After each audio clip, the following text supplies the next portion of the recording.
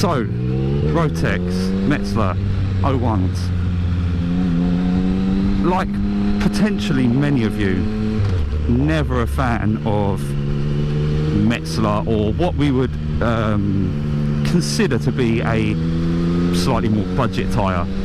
I have this belief that it's the only thing connecting you to the road, therefore you should spend the money on it. Now, I was kind of shocked to learn that Pirelli owned Metzeler, which is interesting. I never knew that was the case. But you like?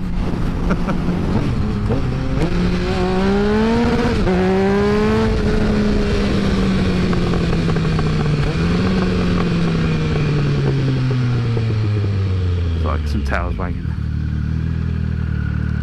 So yeah. So you know, I'll make no secret, I was given the Roadtecs to test. Like everything I ever get, and some of the stuff you don't even see because I turn it down because it's a crock of shite. But I got given the Metzelers to test, and it was an ideal time actually, because it was the start of like the cold season. And now, as many of you may or may not know, if you don't subscribe, I use my bike all year round. Like there's no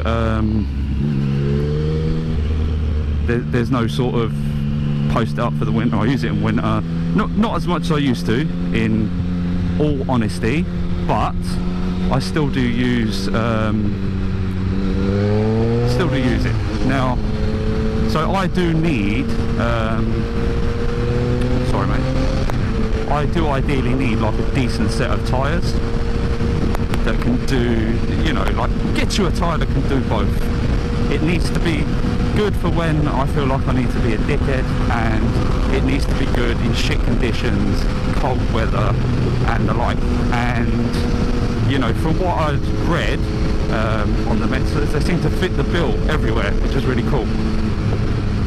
And yeah, it's, you know, I'll start with winter weather once I get around this corner. There's no traffic waiting for me at the other end.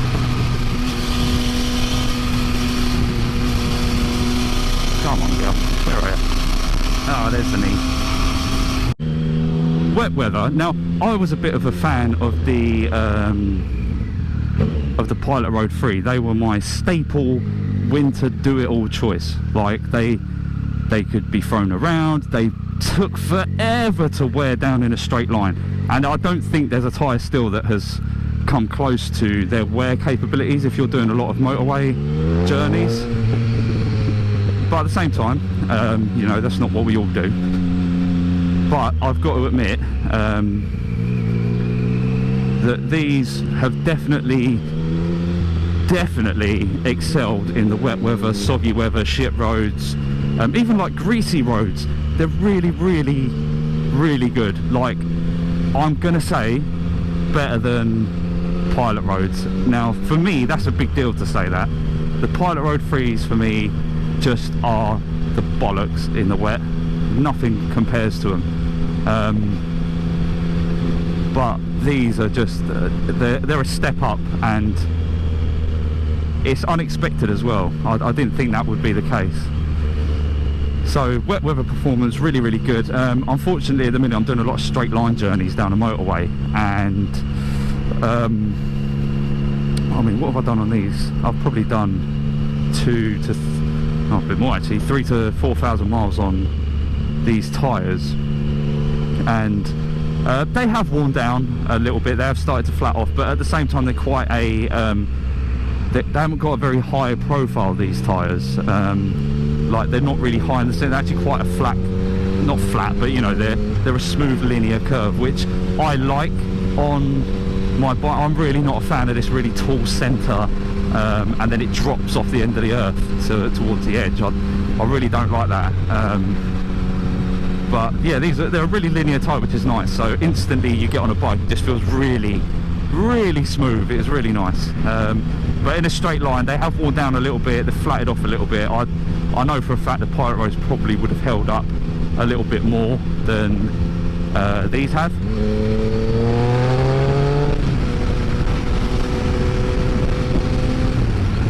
So yeah, I'd say in terms of straight line, I mean, don't get me wrong, they're still good. They're not flat, but they're definitely not as hard wearing in the centres.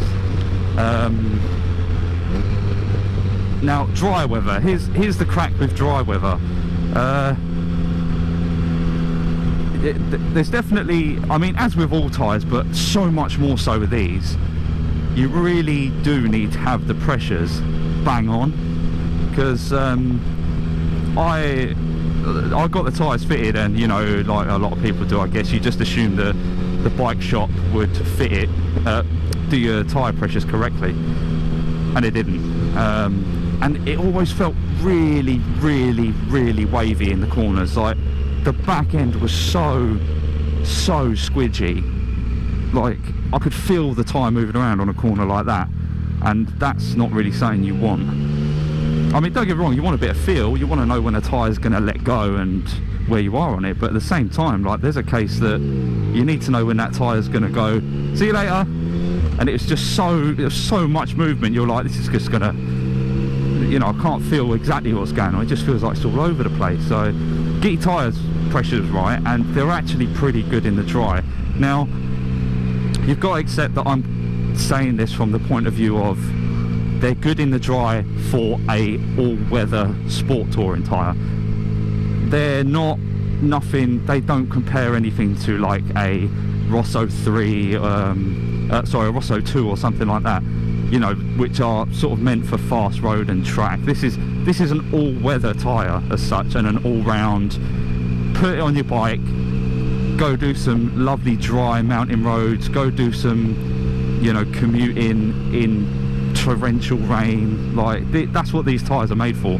And as far as I'm concerned, these tyres are my new staple choice for like a winter slash all year round tyre.